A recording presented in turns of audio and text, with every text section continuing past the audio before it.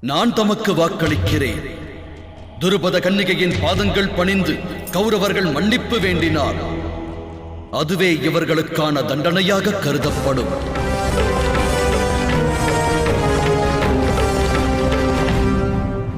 நீ அப்பணி ஆற்றுவாயா துரியோதனா?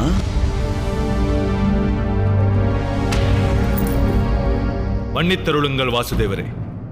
குற்றம், மன்னிப்பு, தண்டனை, யுத்தம் அனைத்தும் வீண் விவாதம்.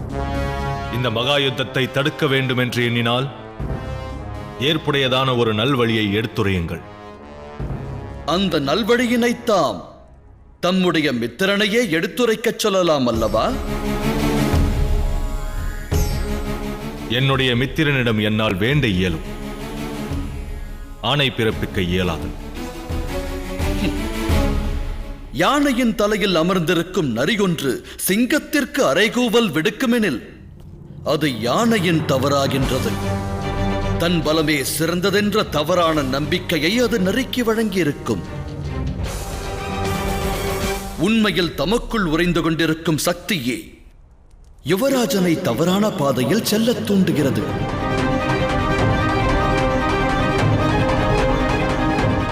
நான் ஒரு அறிவுரை வழங்குகிறேன். துரியோதனனை ஆதரிப்பதை விட்டொழியுங்கள். அவ்வாறு செய்தால் தமக்கு புண்ணியம் கிட்டும், தம் மித்திரனுக்கு உயிர் பிச்சை கிட்டும்.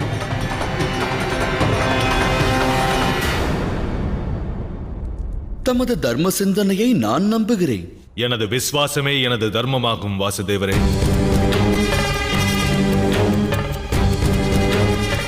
மித்திரனுக்கு நம்பிக்கை துரோகம் செய்வதற்கு பதிலாக எனது உயிரை தியாகம் செய்வதுமே.